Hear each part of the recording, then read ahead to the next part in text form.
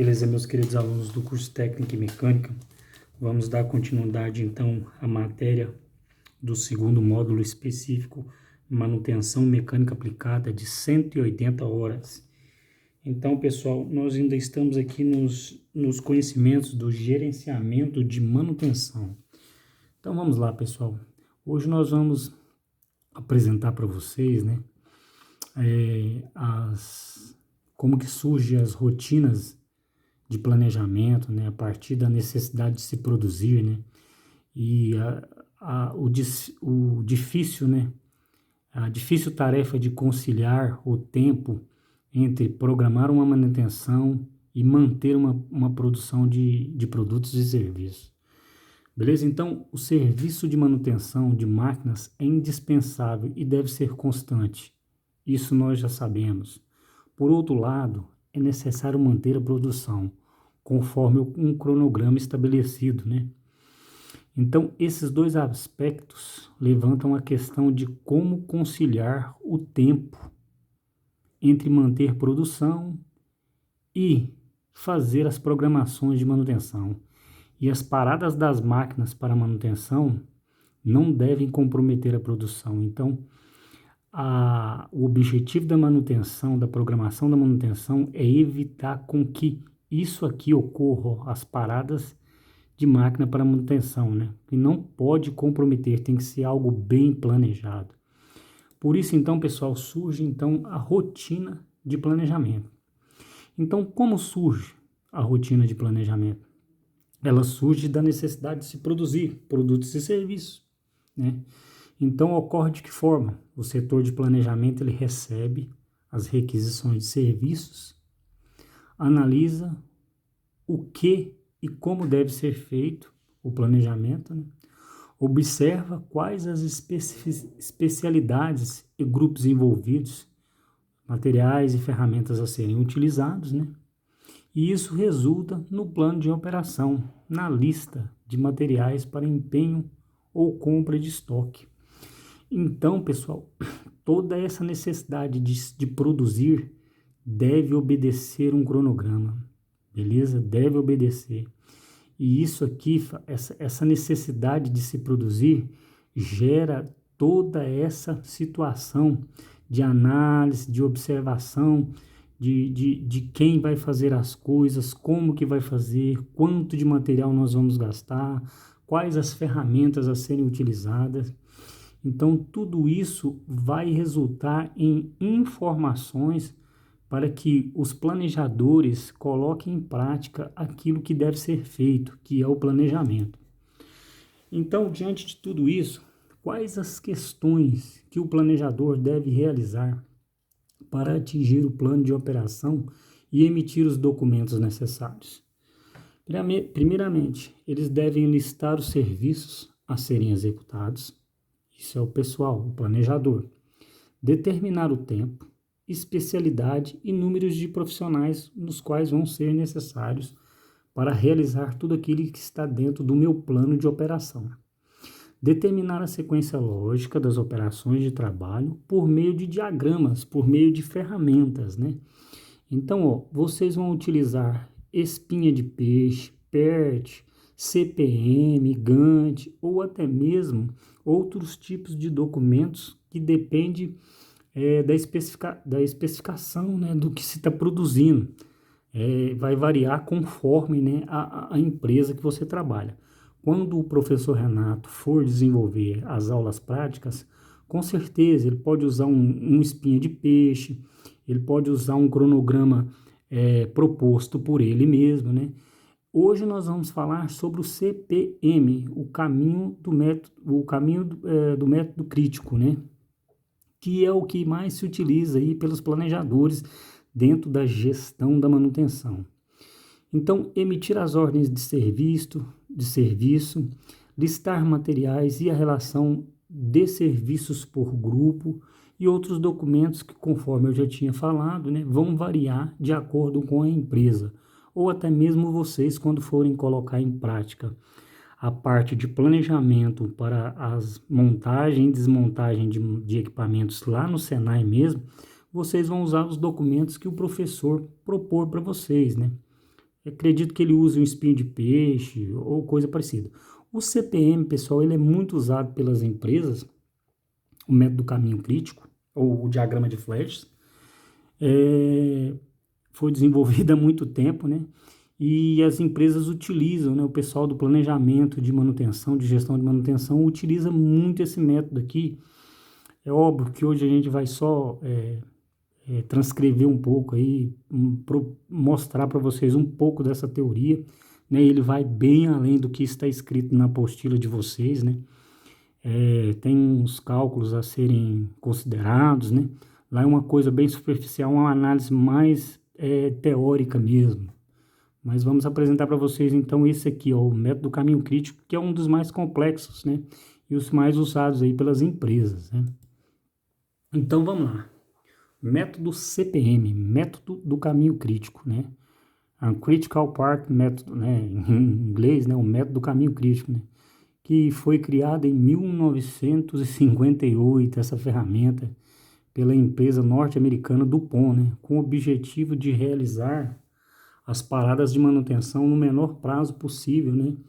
E com os níveis constantes de utilização de recursos, né? O máximo que pudesse fazer para utilizar os recursos e planejar as paradas com os tempos bem específicos para nada sair fora daquilo que foi programado.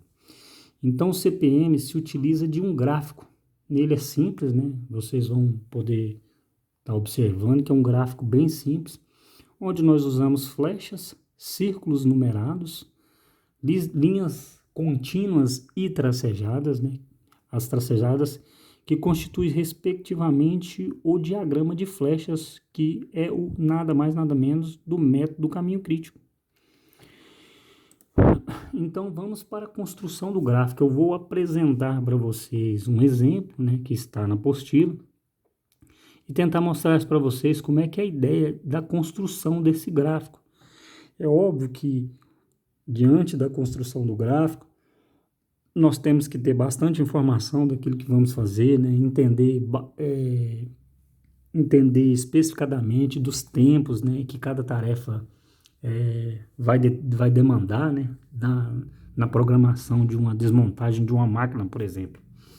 Então vamos lá para a construção do diagrama. Para construir o diagrama, que é uma ferramenta excepcional e é usada até hoje nas indústrias, é preciso ter, primeiro, a lista das atividades, o que eu vou realizar, né, no momento ali, por exemplo, da desmontagem de uma máquina, né, de uma parada de uma máquina, os tempos necessários para cada uma dessas atividades, para cada um dessas situações e a sequência lógica da desmontagem, porque uma vai depender da outra.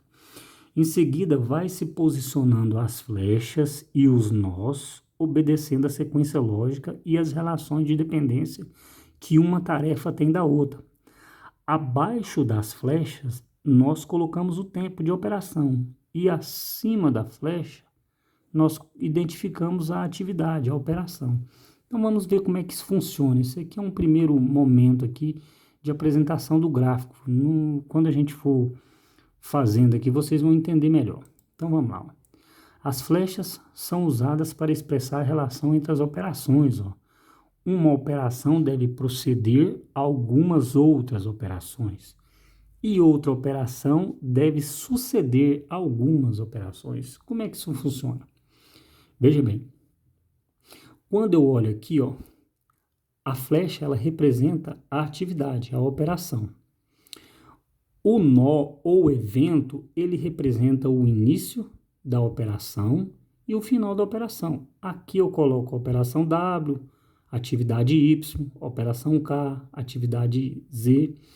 E aqui embaixo eu poderia colocar o tempo, né, que essa operação W ia demandar, certo? Então vamos lá.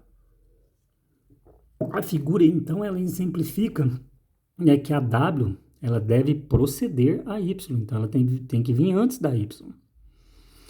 E a K deve proceder a Z. Da mesma forma que a Y deve suceder a K aqui, ela deve vir depois, então ela depende da Y, da W, perdão.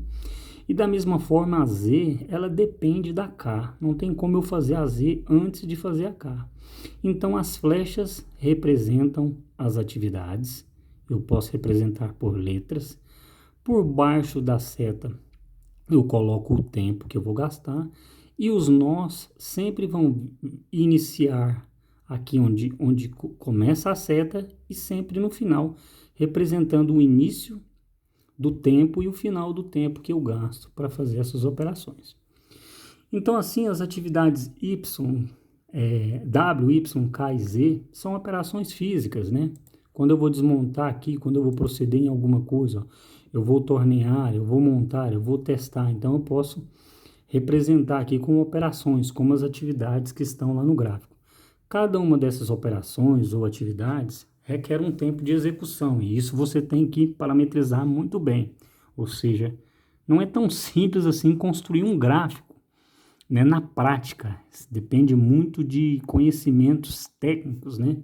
Você tem que conhecer qual que é o tempo que cada uma das operações vão demandar, e isso requer uma certa experiência.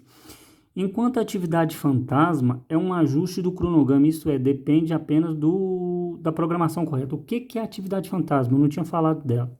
Olha, eu posso seguir esse caminho, mas eu posso desviar e fazer um caminho aqui, ó, entre W, desviar aqui para Z e fazer um caminho aqui e chegar no final do meu diagrama. Então, isso aqui é uma seta tracejada que nós chamamos de atividade fantasma, que ela pode desviar o caminho do método, né? Para mim fazer as análises segundo o meu diagrama. Então, eu não tinha falado sobre ela, ela é uma atividade fantasma. Ela está aqui porque ela pode desviar, né, a sequência dessas atividades. Então, vamos lá. O nó ou evento, eu já tinha explicado, né? São círculos desenhados no início e no final de cada flecha. Eu já tinha falado sobre isso, ó. No início e no final de cada flecha eu desenho um nó. Representa o início da operação W. O 2 representa o final. Já na atividade Y, o início é no nó 2 e o final é no nó 3. Então, beleza. Vamos dar continuidade, então. O nó ou evento são ciclos desenhados no início e no final de cada flecha. Então, os nós têm o objetivo de facilitar a visualização e os cálculos de tempo devem ser numerados. Então, pessoal, veja bem, ó, o nó de número 1 representa o início da atividade W e o início da atividade Y. O nó 3 representa o final da atividade W. Assim, o nó 2 representa o final da atividade Y e o início da Z, e assim sucessivamente. Eu posso desviar aqui e chamo essa linha tracejada de atividade fantasma, pessoal. Nós temos que ter em mente o seguinte, que o nó ele não deve ser confundido com uma atividade que demanda tempo. Ele é apenas um instante, isso é um limite entre o início da atividade e o final dela. Iniciou aqui e terminou aqui. O início é aqui, o término é aqui. Então, o nó serve para quê? Para facilitar visualizações e realizar os cálculos de tempo, que é óbvio que nós não vamos chegar nesse nível de realizar os cálculos dos tempos.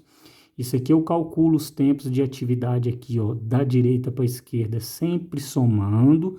Depois eu volto aqui, ó, para que eu faça o cálculo do tempo total, né, e para me ver qual dessas atividades eu posso atrasar, né, que não vai comprometer o meu planejamento. Parece uma coisa meio difícil de entender para início assim de teoria, mas depois a gente vai desenvolvendo aqui, vocês vão entender melhor. Então vamos dar um exemplo aqui, né, da construção mesmo do método do caminho crítico. Então nós estamos aqui exemplificando o diagrama. Então vamos lá.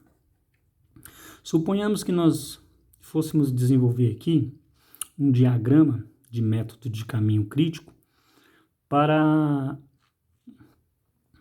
o planejamento, né, da manutenção de um defeito que foi apresentado num torno, né, um defeito no eixo árvore da máquina e na bomba de lubrificação. É preciso corrigir tais defeitos, então nós vamos fazer esse gráfico como uma ferramenta para a programação do tempo né? E das análises do melhor caminho que eu devo percorrer. Então vamos lá. O que eu faço? Primeiro eu listo as atividades, né? O que eu vou fazer. Depois eu vou definir os tempos que cada atividade dessa vai demandar. Depois eu vou definir a sequência lógica dessas atividades. E em seguida vai se posicionando as flechas e os nós, obedecendo, lógico, né, a sequência lógica e as relações de dependência que cada atividade tem uma da outra. E como eu já tinha falado para vocês, abaixo das flechas nós vamos colocar o tempo das operações, das atividades, e acima nós vamos identificar as operações, as atividades. Então vamos para a prática e vamos fazer aqui um diagrama bem simples, exemplificando aqui, ó, as correções, né? As definições das correções dos efeitos do eixo abre e da bomba do torno. Então vamos lá, ó. Vamos listar as tarefas. Quais são as tarefas? Vou falar que eu tenho a tarefa A, B, C, D e F. Vou descrever cada tarefa, a dependência dela em relação a outras tarefas e o tempo que eu vou gastar. Então, a minha tabelinha resume-se bem simples a essas 4 informações. Então, vamos lá. A tarefa A, pessoal, é retirar a placa de proteção e esgotar o óleo. Então, essa é a tarefa A. Ela não depende de nenhuma tarefa, porque ela é a tarefa que se inicia. Então, vamos falar que nós vamos gastar 1 hora para realizar essa atividade. Então, vamos começar a construir o gráfico aqui, ó. Então, o primeiro evento sempre inicia-se aqui na seta e finaliza aqui nessa outra setinha, nesse outro nó aqui. Então, vamos lá. A flecha representa a tarefa A, que é retirar a placa de proteção e esgotar o óleo. Eu já coloquei a identificação da tarefa aqui e o tempo que eu vou gastar nessa tarefa, que é de 1 hora. Beleza? Vamos para a segunda posição aqui, ó, da tarefa B. Então, qual que é a descrição? Eu posso realizar tanto a tarefa B, que é de retirar a árvore e transportá-la. Aí eu já vou retirar a árvore e transportá-la. Ela depende da atividade A, então eu não posso fazer a B antes de fazer a A. E essa atividade B demanda 3 horas. Então aqui, ó, eu vou construir aqui, ó, ela inicia-se aqui, ó, no final da etapa da atividade A e finaliza aqui no nó 2, ó. Então essa flecha representa a retirada da árvore e o transporte dela, que eu vou gastar 3 horas. Por outro lado, eu tenho a atividade C, que é lavar o cabeçote, ó. Ela depende também da A, por isso que ela está sucedendo a A aqui, ó. Então, ela inicia-se aqui, ó, no nó 1 e termina no nó 3. A atividade C demanda 2 horas de tempo. Beleza. Depois eu vou para D. Eu posso trocar rolamentos na D, ó. Então, D é a atividade que está representada por essa seta.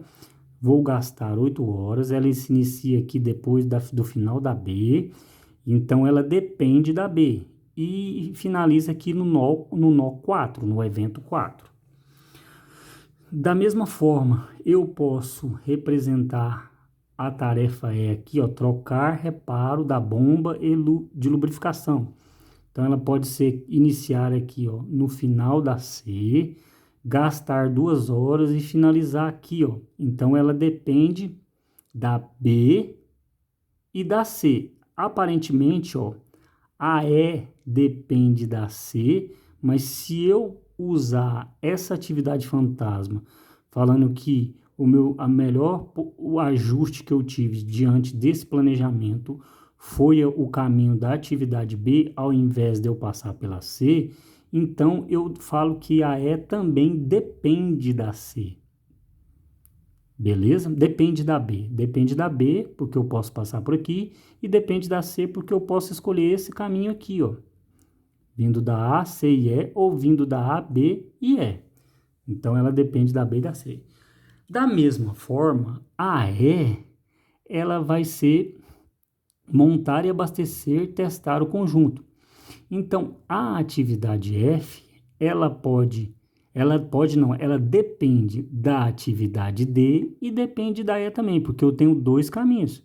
Eu posso seguir esses dois caminhos para chegar aqui, ó, no início da atividade E, para começar a fazer atividade F, que tem um tempo de duração de 4 horas. Então, aqui nós montamos o diagrama de flecha de acordo com a nossa tabelinha aqui, ó, que nós listamos as tarefas, as sequências lógicas e o tempo que foi demandado, beleza? Então, agora eu vou fazer a análise do caminho crítico e descobrir qual que é o caminho crítico. Então, o caminho crítico é um caminho percorrido através dos eventos, que são os nós, né? Cujo somatório dos tempos condiciona a duração de trabalho. Ou seja, se eu somar todos os tempos, eu vou entender qual que é a somatória máxima dos trabalhos. Por meio do caminho crítico, eu obtenho o quê? A duração total do trabalho. Então, eu sei qual vai ser o máximo de tempo que eu vou gastar, né? Que eu vou demandar para realizar certo procedimento.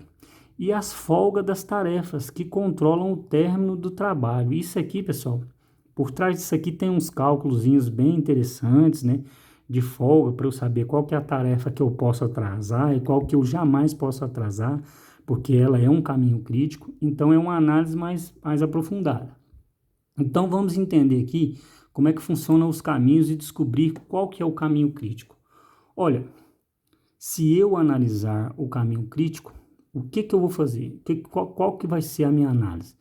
Olhando o diagrama anterior, há 3 caminhos críticos, através das atividades que leva do evento 0 até o evento 5. Então, vamos lá. Então, ó, se eu sair do evento, da situação de 0 até 5, eu vou ter 3 caminhos, ó, A, B, D e F. E eu vou ter o segundo caminho aqui, ó, A, C, E e F.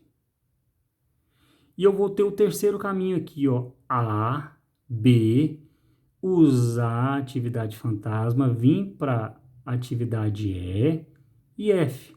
Então, cada caminho desse, eu vou ter um tempo total de duração.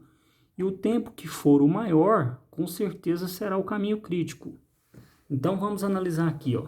Se eu for aqui, ó, de A, B, D e F, a duração vai ser de 11 horas. Se eu escolher o caminho de A, C, E e F, a duração vai ser de 9 horas. E se eu for de A, B e usar a minha linha imaginária e quebrar aquele caminho de E para F, eu vou ter a duração de 10 horas. Então, há, pois, um caminho com duração superior aos demais. Então, eu tenho 3 caminhos a seguir naquele gráfico de diagrama de flecha. E o maior caminho me proporciona a duração do projeto, ou seja, a duração do tempo máximo do planejamento. E este é o caminho crítico. Então, se nós olharmos o caminho que gasta 11, que gasta 9 horas e que gasta 10 horas, o caminho crítico vai ser o A, B, D e F. Ah, professor, isso foi muito simples, é só somar as horas. Sim, mas isso aqui, pessoal, ele requer um estudo mais aprofundado. É só para nós entendermos como que essa ferramenta funciona. Então, aqui, ó, eu sei que se eu pegar o caminho A, B, D e F, eu vou gastar 11 horas. Se eu somar aqui, ó, 1 mais 3, 4, mais 3, 7, mais 4, 11. Isso aqui é o primeiro caminho. Segundo caminho, eu saio de A, C, E e F. 1 hora, 2, 3, mais 2, 5, mais 4, 9 horas. E aquele que usa a linha imaginária aqui, ó, a atividade fantasma, e quebra essa sequência, que é A, B, E e F, vamos somar então, ó, 1, 3, 4, mais 2, 6, e mais 4, 10 horas. Então, tá aqui, ó. Então, o caminho que mais gastou tempo é aquele que eu analisei que que demandou o maior tempo, que foi A, B, C, D e F. Ah, professor, isso aqui foi muito simples, não estou vendo serventia ou aplicação nenhuma prática. É óbvio, pessoal, que isso aqui tem uma análise de cálculo mais aprofundada, e isso aqui na prática não é tão simples de fazer, igual nós estamos vendo aqui no material. Mas o que isso aqui, pessoal, vai trazer de benefício para mim? Olha, a importância de identificar o caminho crítico fundamenta-se nos parâmetros de, primeiro, identificar as atividades críticas que não podem sofrer atrasos. Então, se eu fizer o cálculo ali, eu identifico quais são as atividades que eu não posso sofrer nenhum atraso, porque são atividades consideradas críticas. Permitir um controle mais eficaz das tarefas prioritárias, ou seja, se eu identifico as tarefas prioritárias, eu não posso dar bobeira em deixar esse tempo exceder, porque se ele exceder, foge totalmente do meu programa, do meu planejamento. Tendo em vista o conceito do caminho crítico, pode-se afirmar que, olha só, as tarefas C e F do diagrama anterior que nós analisamos, né, podem ter atrasos sem comprometer a duração total do planejamento. Então, olha aí, ó, uma aplicação prática. Se eu observar aqui, ó, se a duração máxima é de 11 horas pegando o caminho crítico, se eu atrasar C e E, que é lavar cabeçote em 2 horas, ou trocar o reparo da bomba de lubrificação, eu atrasar, que é 2 horas, eu atrasar um pouco, não vai comprometer o meu planejamento. Então, esse diagrama de flecha, ele dá uma visualização, ele te entrega uma visualização melhor do seu planejamento de tempo. E se nós analisarmos isso na prática, né?